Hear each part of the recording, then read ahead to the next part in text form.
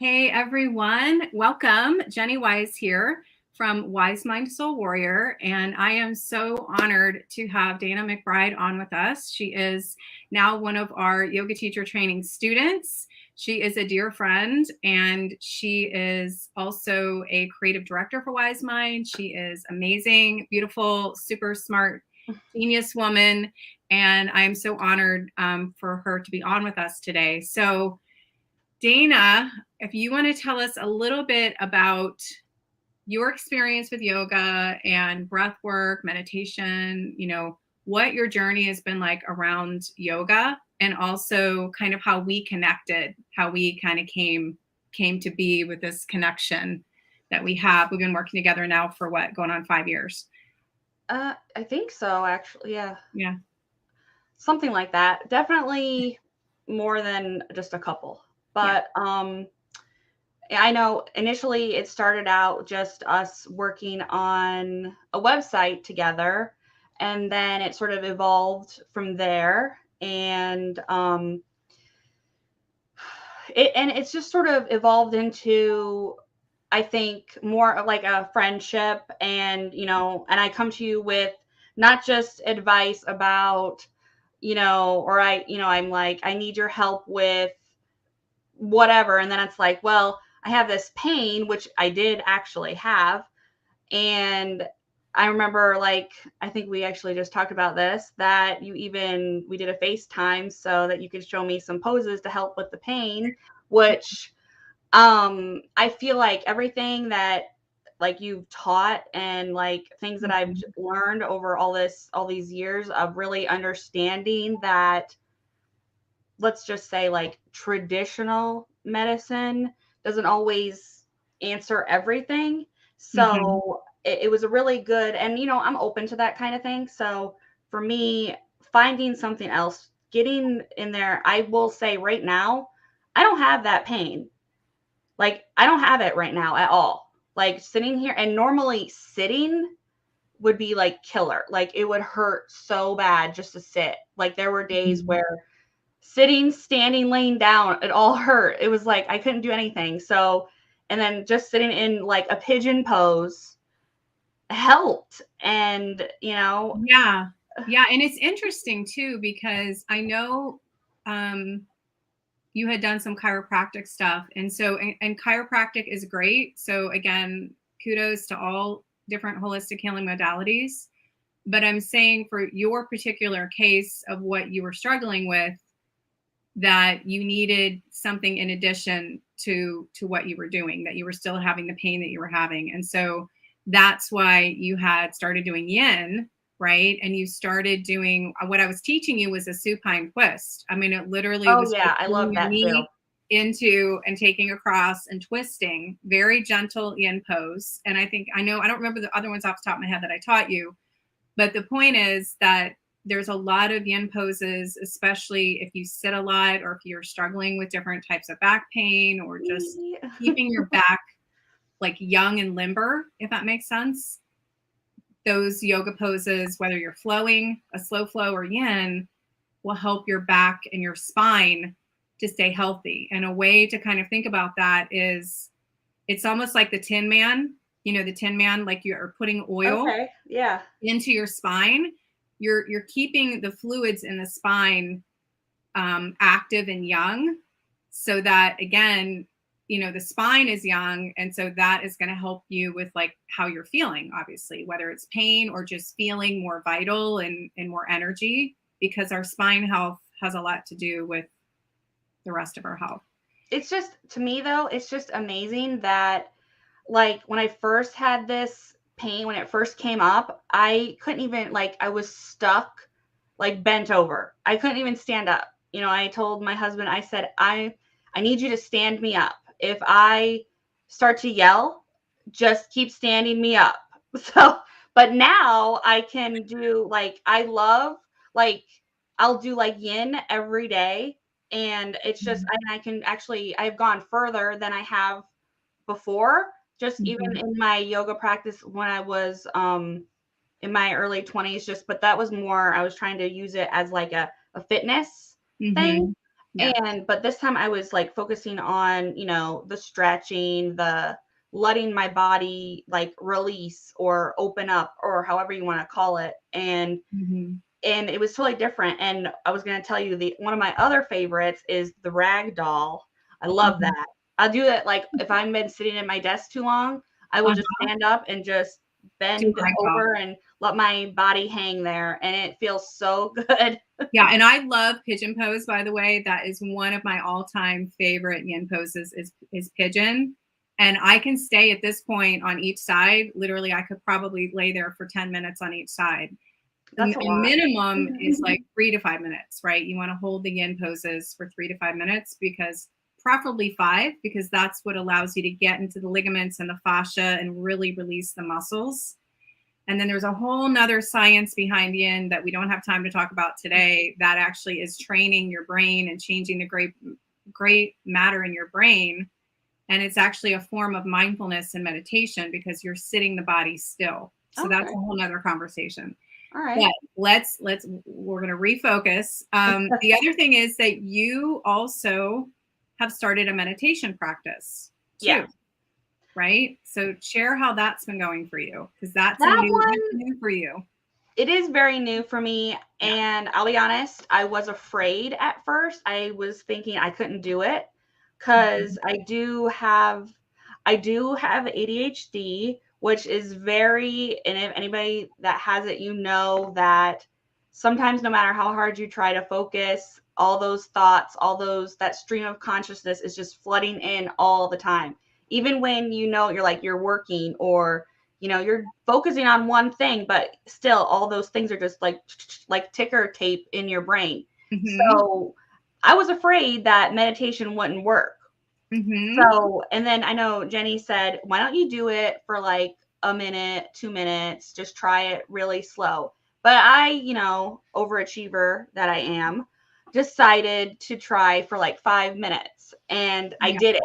And I had those thoughts, those intruding thoughts every once in a while, but then, you just follow the guidance, and it, Jennie would say, come back to your breath, or like let the thoughts just fall away. And so it's all about, coming back to your breath. And actually I did one right before this because I got a little anxious and nervous. And so I just did like a short 4-minute thing with some deep breathing and then like the long exhale. So I just did that for a little bit, and it really calmed me down and I feel a lot better. So, but that I am still working on getting into a more of a steady routine, because I know it will help me. Because there have been days where I've had like a meltdown, and just stepping away from work, stepping away from everything, just to sit.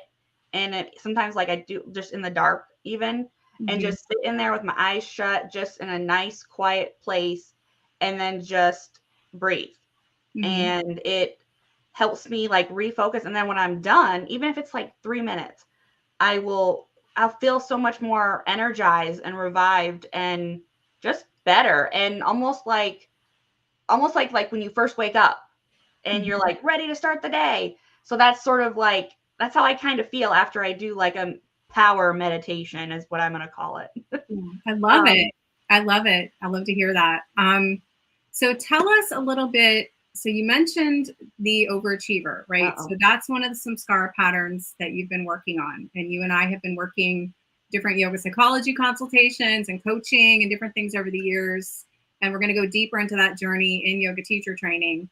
But share, whether it's overachiever, perfectionism, loud inner critic voice, imposter syndrome, what are some of the samskara patterns that you've been working on and you've identified, and that's kind of started the transformation and healing process for you? Well, definitely one of the biggest ones, they're kind of like tied. So the inner critic is one of my big ones, because it always comes back to, for me, and I'm sure I'm not the only one, where it always comes back to, gosh, Dana, you never do enough, or, you didn't get that done, or, you shouldn't have let this distract you, or let this get in the way, or it's those things. But what I've been doing to combat that is I have my little my journal, and every day I write a little encouraging note to myself. It's just like a sentence. Like I'll write, like I can tell you. So like I wrote, so much to do, take a moment and appreciate the good things and those you love. Just give myself a moment to say, just to give myself, like, how speak kindly to myself too. And I try not to use the negative words, or things like that, because I know I can go down that rabbit hole fast. And same thing with like perfectionism, because it all is like especially when I'm working on stuff it's actually mostly when I work for stuff for like my job or clients or whatever, that I'm like, wait, it's not done yet. Wait, it's not. And I'm just like always fussing. And everybody else is like, it's fine. It's fine. It's fine. I'm like, but it's not perfect. So that one's a little harder. I'm still working on that one. And I have to realize that, nothing is perfect. I have to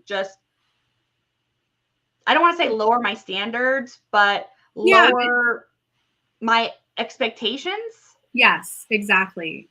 Well, I call it an expectation hangover.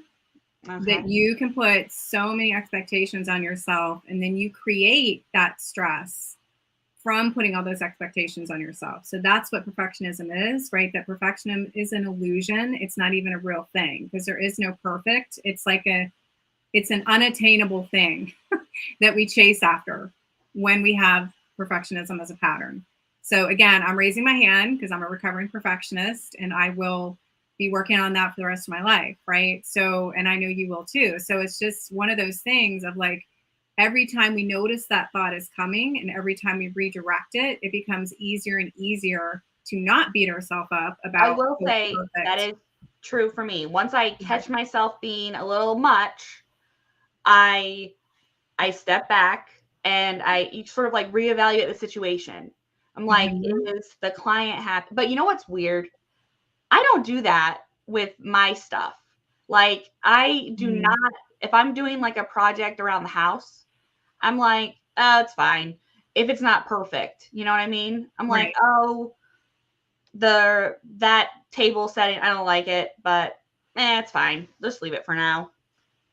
It's so weird. It's like I can shift into that, like as I said, like the overachiever, perfectionist, super hard on myself when it comes to work. I'm not as bad, just like in other stuff. I don't know what that's about. That's probably a whole nother bag. That's a whole nother conversation. We'll definitely talk about that in the training, is the trauma of the overachiever. And we definitely don't have time to get into that here, but there is definitely a trauma response, and it is in perfectionism and overachiever.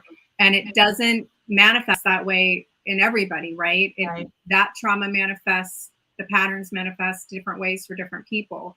But for you and I, it manifested, one of the ways it did was overachiever and perfectionism. So I'm super proud of you, because I can see a difference in like you starting to be more, like you said, more gentle with yourself and using mindful self-compassion. And one of my favorite sayings, and you've probably heard me say this, is imperfect action is better than perfect procrastination. And I've had to learn that. Like, I've had to live that, because I can tell you, when I owned the studio 5 years ago, I was still very much in my perfectionism, and I ran into a lot of procrastinating because it was not perfect, instead of actually taking that imperfect aligned action and getting something done. And did that mean that it was, quote, perfect, or that I didn't improve it later on? No, but it was a starting point for me, right? It made me do the action. It made me do the thing, right? It's kind of like, on a quick sidebar, like I started with teaching the mindfulness and meditation and yoga psychology in the 6 to 8 groups that we did, that you and I put together, that you helped me with the pages for that stuff. It was like an 8-week program, right? Or the free yoga psychology and stress and mindfulness meditation workshops I used to do at the studio, right? That was a starting point for me that I'm now teaching in this larger program, and I'm now teaching on these online master classes. But that was my starting point, right? I had to start somewhere. And so now I've been working with other yoga teachers, coaching them that are in that process of creating a 4 to 8 week program of where I was 5 years ago.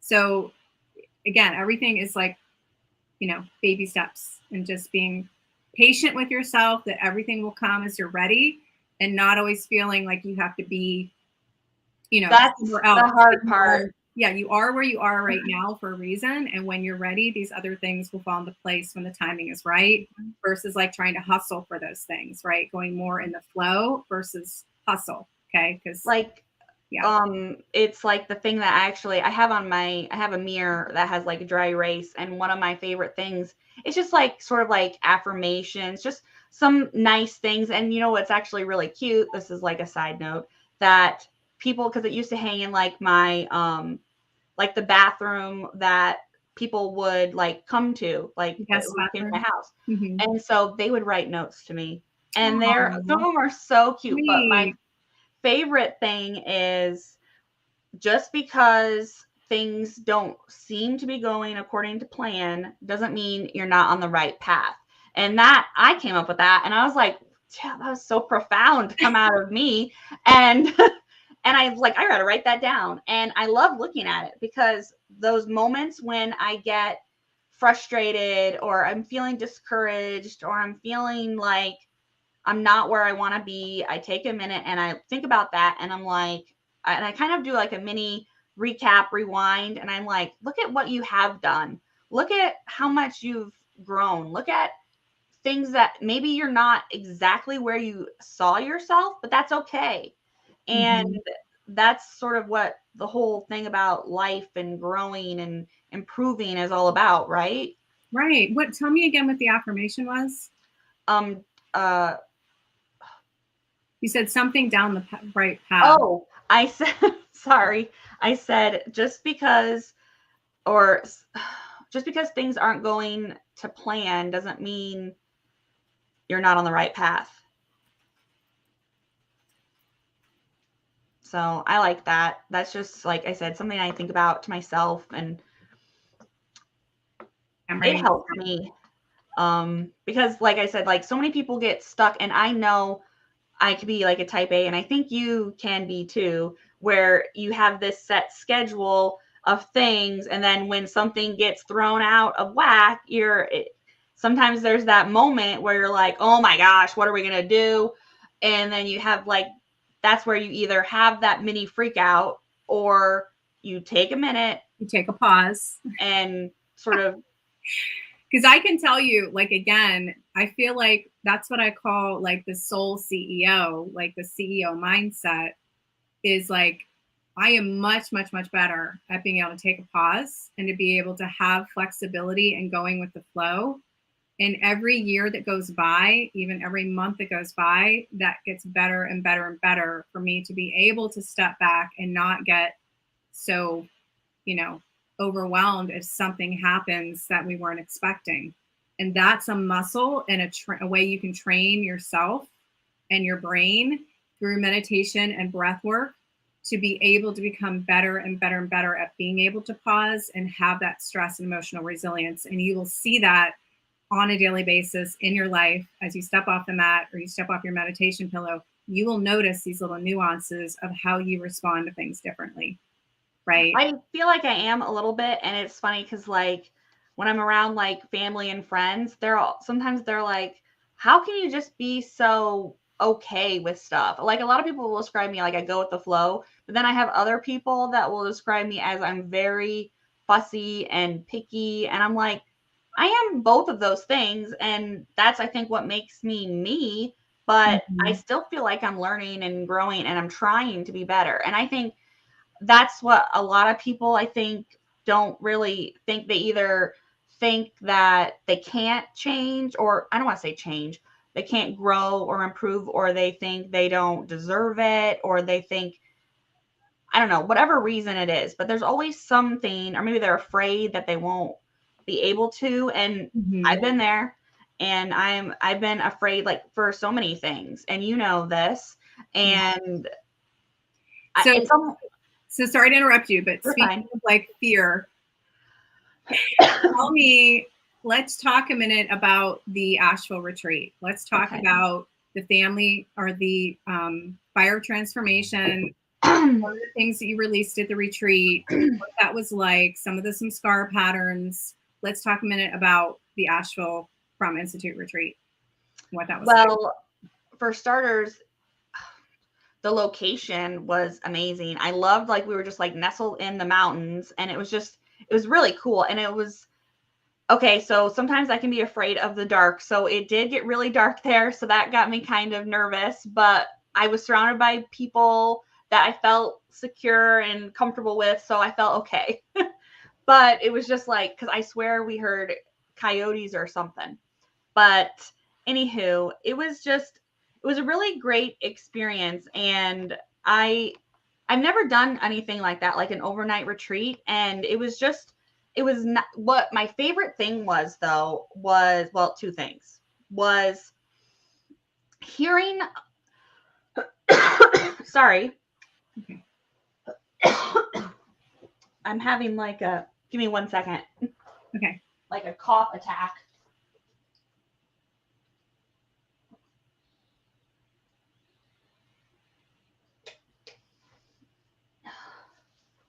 Oh my goodness. Sorry about that. Anyways, one of my favorite things about the retreat was being with this group of women that they all had, it was like we could all relate. We were all different ages, different stages in life, but a lot of the issues were the same. And a lot of the and it was just like, and what was really cool was for me, because a lot of them, I think almost all of them were moms, right? And they all had like a similar fear, or, like I said, issue, or something that was bothering them. And it was like, wow. And then I kept thinking, like, since I'm not a mom, but some of my fears about being a mom, those were some of my fears that I haven't even experienced yet. And then just knowing that we were like bonded in this way, it was really cool. And I really liked that. And the other part I liked was the fire transformation. And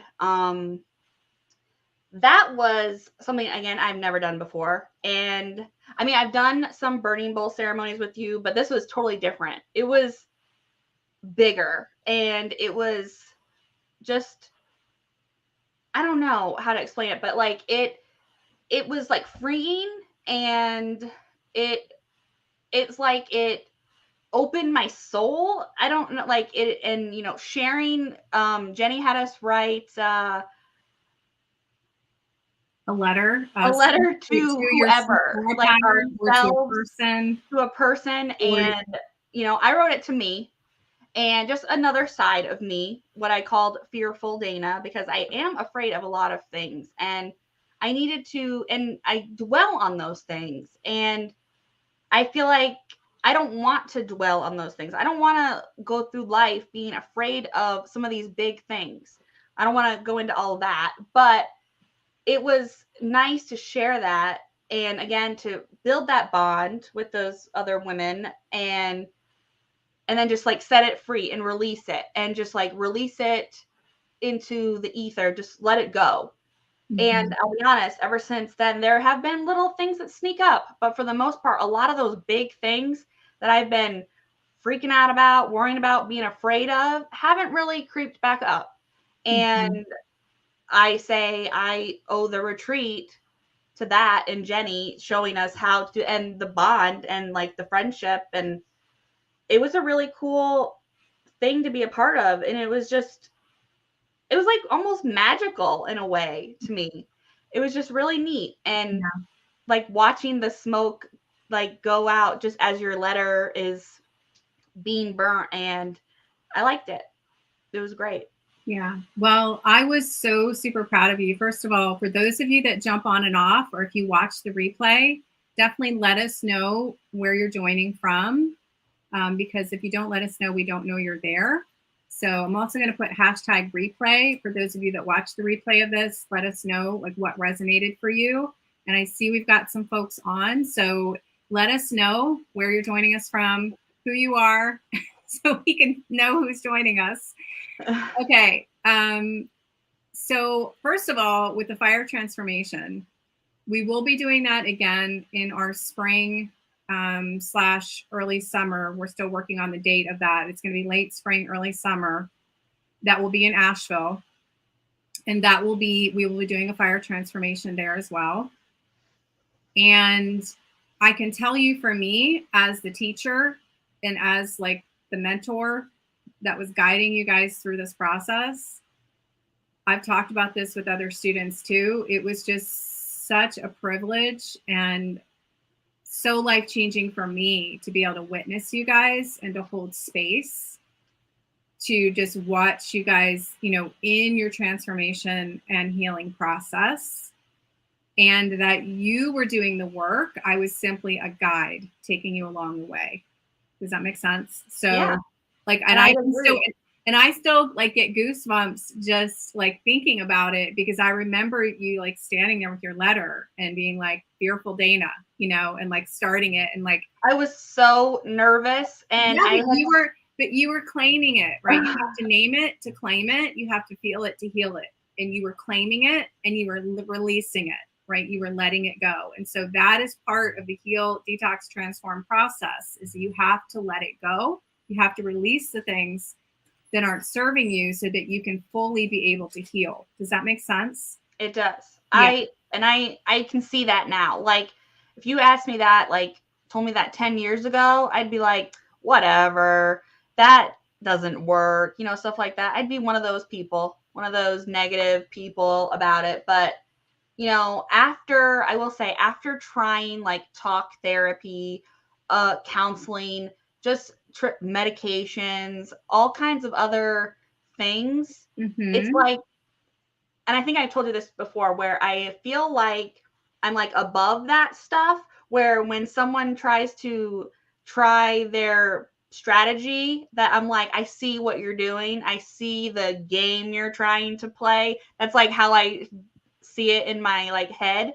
And then, and it's like, this stuff, I can maybe follow what you're saying for like a minute, but it doesn't really resonate with me. Whereas that, I'll just say this, the very first burning bowl ceremony, I remember I wrote down something that was bothering me, like from like the day before. Like, I was so mad at myself for letting someone take away my happiness. Like, in a moment, I let someone bring me down because I had a really good day, and then someone said something and I just let it get to me and eat at me. And I wrote that down in the burning bowl. And now I rarely have that happen. And like, I'm getting goosebumps now talking about it, because it felt so good to just, take that, like, do I really need to I can't let someone take away what I'm feeling. I am feeling good and I deserve to feel good, and they don't have that power over me. Yeah. And well, I love that. That makes me so happy to hear that, because this is a huge part of our mission for women, is to be empowered. And part of your empowerment is not giving your power away when it comes to other people disturbing your peace, right? Yeah. And your legacy of peace and your calm. And that we get to choose how we respond to somebody else's behavior, right? We get to choose if that person disturbs our peace or not, right? And so I'm not here saying this is an easy thing, but I can say that every month that goes by, every year that goes by, as soon as you're aware of it and you work on trying to change it and transform it, and that you want to live in a state of peace and you want to be in a state of calm, we call it calm and chaos, or the science or the soul behind calm and peace, that a majority of the time, right? You can't say never, right? We can't say we're never going to get stressed, or we're never going to get triggered, or we're never going to get emotionally dysregulated, right? We can't say that. But we can say that we can start to live at a place that a majority of the time we're in that place. And that it feels, and again, I'm getting goosebumps talking about this too, because I'm like trying not to get emotional. But you can be in a place of calm a majority of the time, and that it doesn't have to be the opposite. And I'm raising my hand, right? Because again, coming from somebody who was A+++ type A personality, a perfectionist, a overachiever, high achiever, people pleaser, loud inner critic voice, a 15 on a scale of 1 to 10, self-sabotage, about, every type of pattern of thought, emotion, behavior pattern you can imagine that would disturb your inner peace. I had it. And it also was like, I would not allow myself to have those times of quiet because I wanted to repress my emotions and distract myself, so I didn't actually have to do the healing work that needed to be done so I could release those things. Instead, it was distract, keep myself busy, and then I don't have to actually focus on the things that I need to heal and I need to change. And I would repress the emotions instead of processing those emotions. So that is, again, why, for many, many reasons, why I'm here teaching this stuff, because it has been my personal journey of emotional resilience and learning these things the hard way, right? And so I want you and every other student that we work with and that hears this to be able to do it in a shorter amount of time, right? To not take 10 years or 20 years or however long it took me to get this point. I want to be able to hand it to people and say, here you go. This is going to significantly reduce the amount of time that you can get to the state of peace, and you can do the intergenerational healing that we do, the family of origin work. So again, you can see I can talk about this like I'm super passionate about it.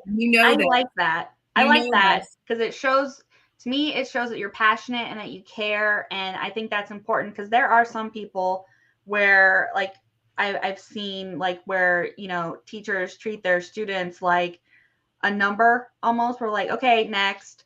And then it's like, let's just churn them out without necessarily putting in that effort, that care that I feel like it's obvious that you have, just with, I could tell, just like when you say you get the goosebumps, because I know when I get goosebumps, that means I'm excited. I care. There's something, there's this, I don't even know the right word, but like, there's that warm fuzzy, fire, that thing, because it's like you're excited, there's that passion, and it's just, and it's like it's coming out and you can't control it necessarily because you need to share it. And I love that. Yeah. Well, thank you, girl. I know, I mean, most of the people hopefully that are hearing this, and I know any of my students know that I have a very genuine, loving, caring heart. And what I have to make sure that I do, and I teach this with other healers, is that I don't do the shadow of overgiving, right? That's the shadow of the heart chakra, is overgiving and giving too much.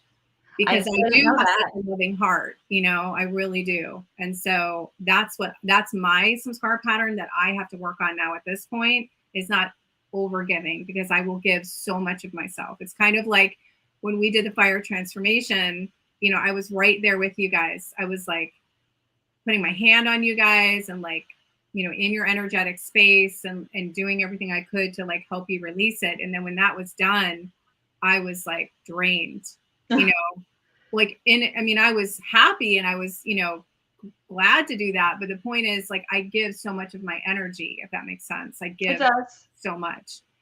Okay. So, so take a moment to share about the framework of YTT, as far as like the learning management system and what that's like, that it's easy to use. And we obviously have a manual that we've put together and a syllabus that you've helped put together. And I teach once a week. You guys get me once a week for teaching an hour a week. And then just what that process and framework has been like in conjunction with kind of the self-paced, the group-led, and then obviously the retreat and immersions is kind of that hybrid piece of it that is not required for people. I want to make sure I say that. You don't have to go to the retreat to get your certification. It's something that's meant to enhance the training. So go ahead and share your experience with. Well, I am partial to the format and framework of the LMS because I know Jane and I worked together on this. We had it set up initially one way and decided it wasn't, based on feedback from other students, and it just wasn't as user-friendly. So, but I'm hoping, and I feel like it's a lot more user-friendly, a lot more organized. And I like that within there's 6 modules.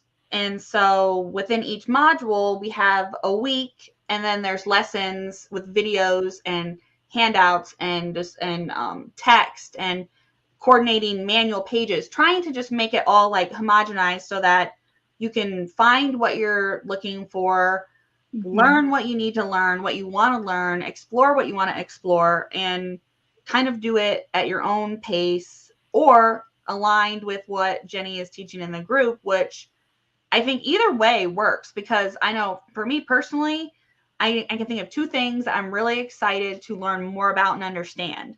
One, the chakras. I am really curious about how they fit in, how to unblock them, what being blocked feels like, and like what are the tools or the representatives or things that help open or assist in opening those chakras. Because like I know you have like oils and stones and songs and things all in there, or mantras in there to explain it. And I have a suspicion that there are some blocked things going on in here, but so I'm really curious to see what that's all about, because I've been curious about that. And again, that's one of those other ways to look at your healing versus like those traditional methods that take years and years that don't always work. Yeah, no, I am excited as you get more into the chakras as well, because definitely it's going to be eye-opening for you as far as like the psychology of the chakras, but also just understanding like from an energetic perspective that there is an actual science behind the chakras, and that, emotion is energy in motion, and that our emotions, do have frequencies to them, and it has been scientifically proven. So this is not woo-woo stuff. This is actually science-based stuff. And we're going to get more into that in module 2, as you know, with the chakras. Is a big part of that is learning about the emotions being energy in motion.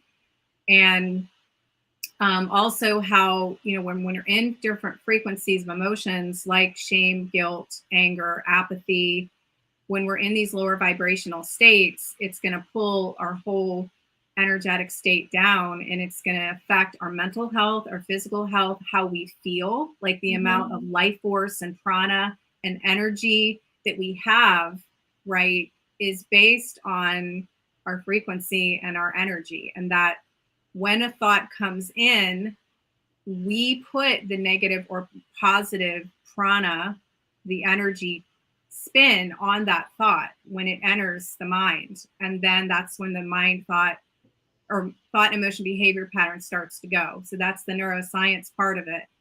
But our perception and our lens of that thing happening is what puts the negative or positive spin on it. And then that's when the energy is put on there, the prana, and then that's when the cycle starts. So that's why training our minds to be like that guard at the gate of your mind, and teaching yourself to be that master of your mind and be a samurai mind. And a lot of that is through meditation, where you are able to start to slow down the thoughts and sometimes even stop them before they start going in the cycle, right? So that is a huge part of what we teach, because again, it's changed my life, because I was somebody that I had all kinds of thoughts happening, and, each and every one of us has 60 to 80,000 thoughts to go in a day, right? And 90% of those are on repeat, like a movie all day long, right? So if we tell ourselves, you're not good enough, who do you think you are? You don't get enough done, right? The taskmaster inner critic, that's going in our unconscious mind all day long in the background. And that is going to affect our mental and our physical health. And so that's why we've got to learn to be able to tame that and tame the mind so that we can be, again, in a state of calm, in a state of physical and mental wellness, if that makes sense. It does. Yeah. Well, I was going to say, the other thing I'm excited to learn about is the Ayurveda wellness stuff. Because we actually learned some of that at the retreat, and it was just fascinating to me, because I'm like, I have never thought that what I eat, other than either it makes me gain weight or it doesn't, or tastes good and doesn't. I never really thought about it as like what food is medicine. I have never even thought about that. Like, that has never even crossed my mind. And so just understanding how, and then I will tell you, the food at the retreat was, one, amazing. Things I would never normally eat, but I liked it.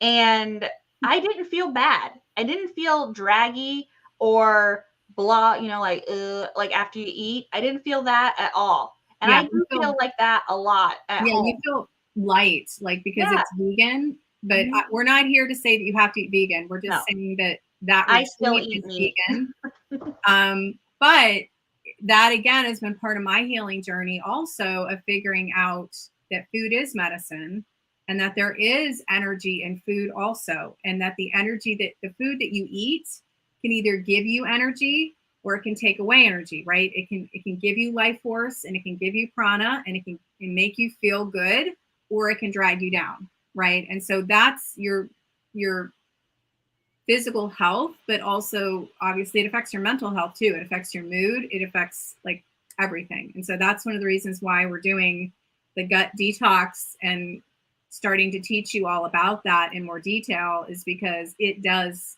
affect everything. Well, I'm excited about that. Yeah, I'm excited about that too, because that's going to be huge. 14-day detox, gut detox. And it's also going to affect your mental health, because 90% of the serotonin that is created in our gut. And that is our happy hormone, and also a neurotransmitter. It's both. And so it affects how you feel every day, what kind of mood you're in. It affects your depression. It affects anxiety. And that doesn't even get into like the physical part of it, right? Because they say anywhere between 70 and 90% of your immune system is also in your gut. So it is affecting everything. That part, actually, because I know Ramesh said that like blew my mind. And I was like, and so I think I called like a bunch of people, like my mom, my sister, on my way home from the retreat. And I go, did you know? And I'm like, and they're like, what? And I'm like, I learned this and this and this. And they're like, what? Really? No way. And I'm like, yes.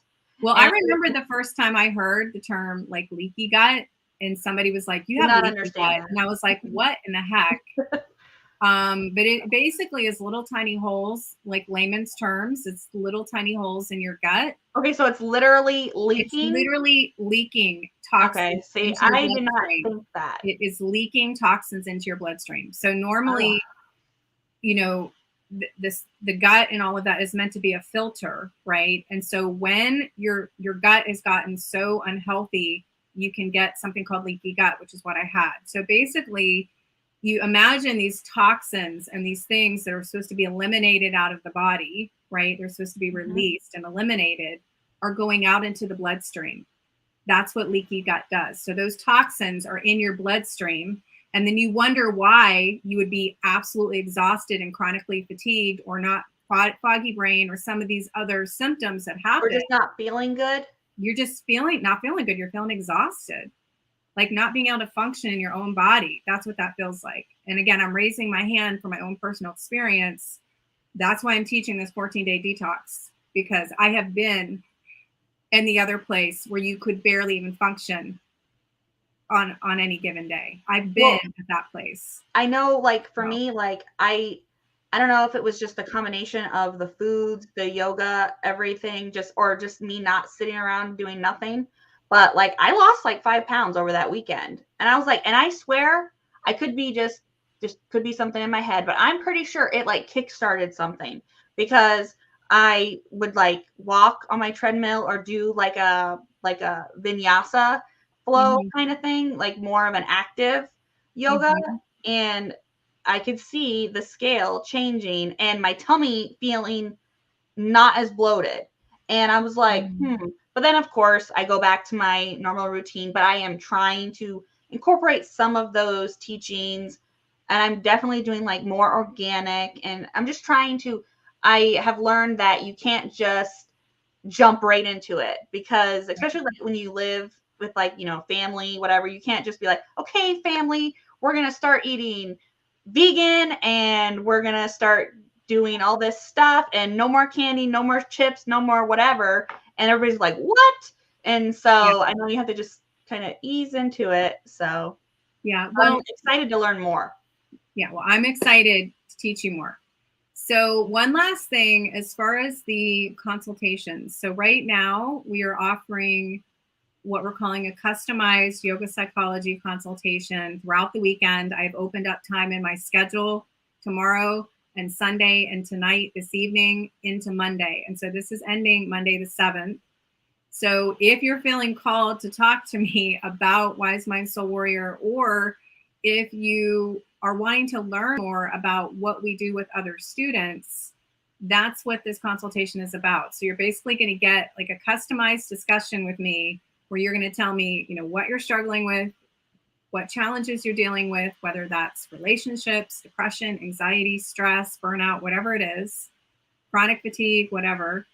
And then we're going to talk about what are the first few things that you really want to focus on healing, and where are you in your healing journey and in your transformation, and where do you see yourself 6, 12 months from now? Where do you want to go?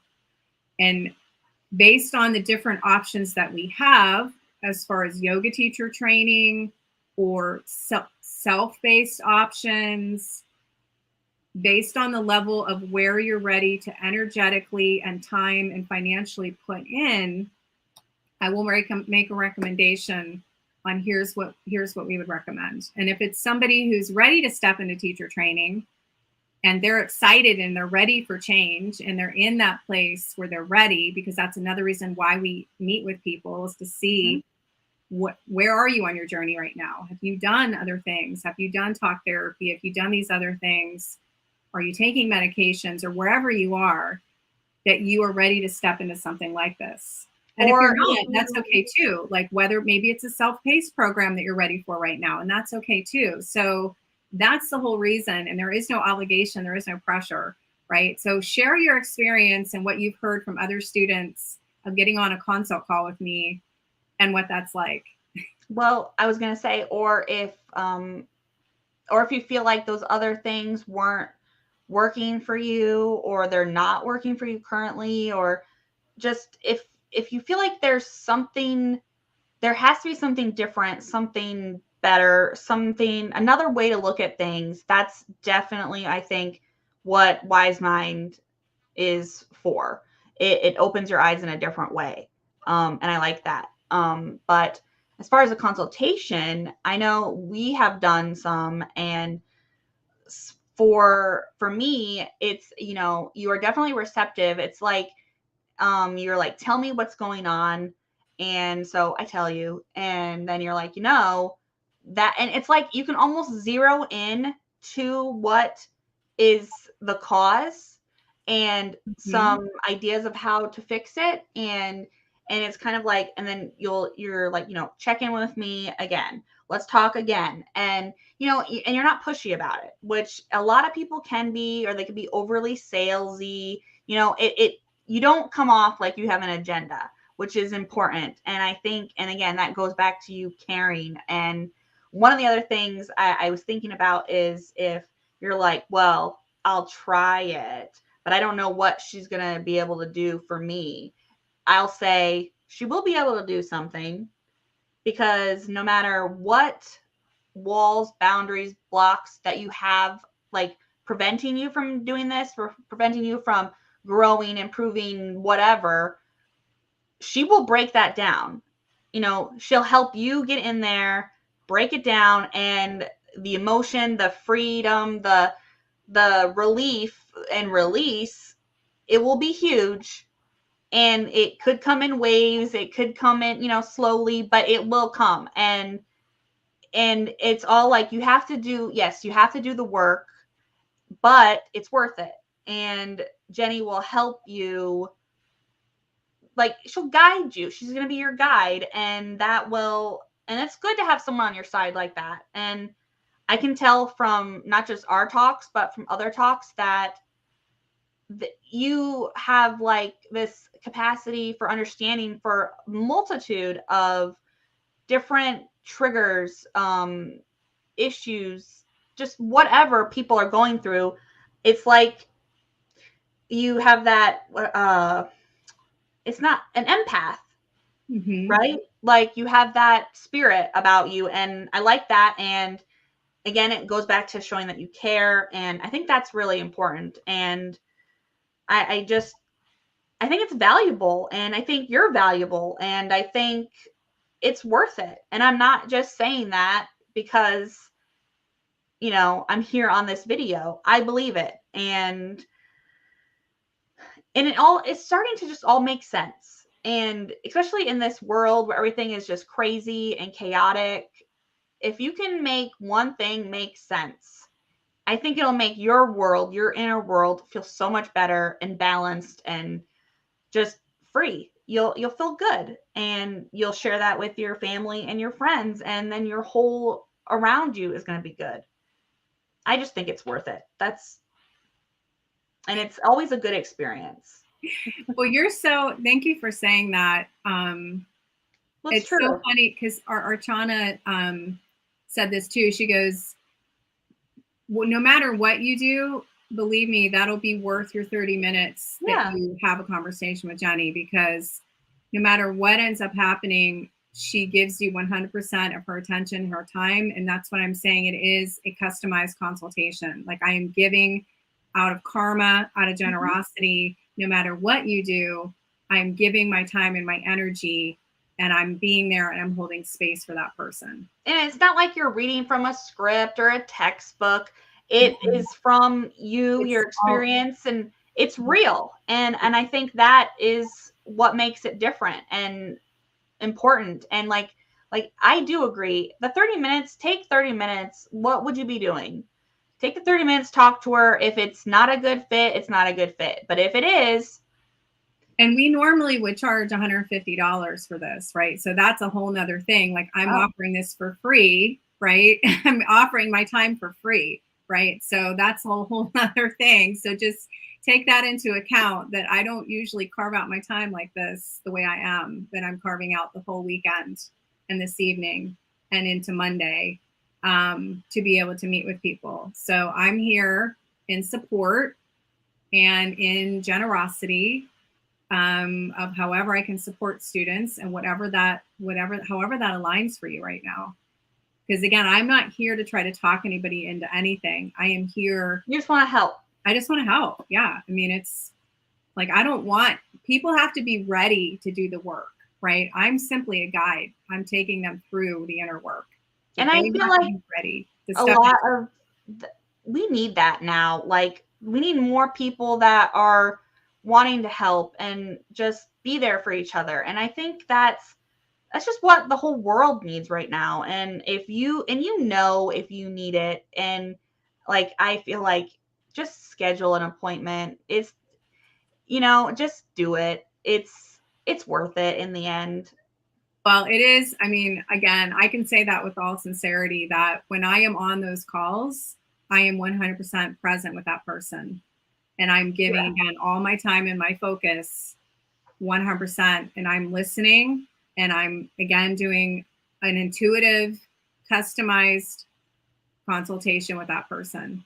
And there, like you said, there is no script. There is no anything. It's just like, here's a framework. Here's what we need. Here's what I need to know. Here's what, if you feel comfortable sharing, which most people do, they'll share what's happening, and then we'll see if it aligns, right? Like, usually we do. Most of the time when I get on with somebody, we align. because usually there's some kind of connection there. There's a reason why they have found me, right? And that we ended up on a consultation, right? Yep, and like So, everything happens for a reason. So yeah, so I'm going to put the link in the comments here. So you can book a 30-minute consultation. I'm going to say, let's see, what's today? So February 4th, this evening through the weekend up to February 7th. So there's the link. Again, you can do wisemindsoulwarrior.com/book or the calendly.com/wisemindyoga. So, so Dana, one last thing, and then we're going to have to jump off here. So if somebody, again, any last recommendations, if somebody is saying, okay, you know, I'm really thinking about doing yoga teacher training. I could be a corporate person. I could be a student. I could be an entrepreneur. You don't have to be a yoga teacher to go through this journey. You could really be wanting to get deeper into your healing or personal development.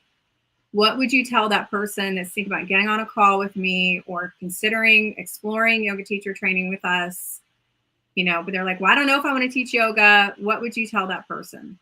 you don't have to. I don't plan on teaching yoga. I mean, I might share it with people around me, but it's, for me, it's that understanding. And I want to understand that spiritual level, and I want to understand just, and like the physiology of the body. And one of the things I do remember is, and I like this and I want to implement this, you're like, because we're at the retreat, it was like, these poses, they're meant to be uncomfortable because it teaches you how to deal with the uncomfortable and like off the mat. And I'm like, that blew my mind, because that makes so much sense, because some of the poses, like, how do you get your body to do that? And to me, learning like the health aspects, the healing, intergenerational healing, you know, I realized like,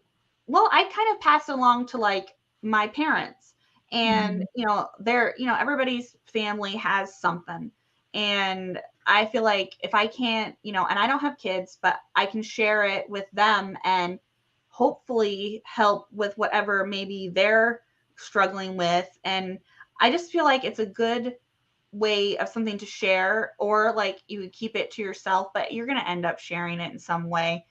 But it doesn't have to be like, you don't have to just say, oh, I'm going to be go into the yoga business. If you work in an office, this is good for you, because you know, you're sitting in the chair all day, or maybe you lead a team, and you know, maybe you get overwhelmed and you just need to figure out how to manage that and deal with the stress and anxiety. And like, you don't have to be a yoga teacher. That's okay.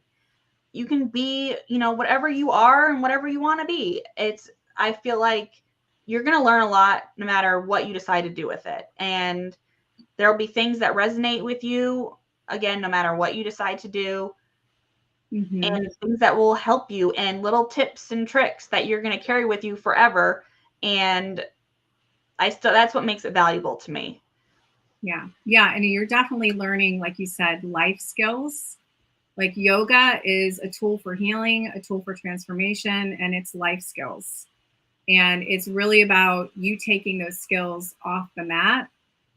And what you just said about learning to be comfortable in the discomfort, right? You train yourself to be comfortable in the discomfort so that when the waves come, which always do, this is a yoga term, you know, the waves are happening just like an ocean.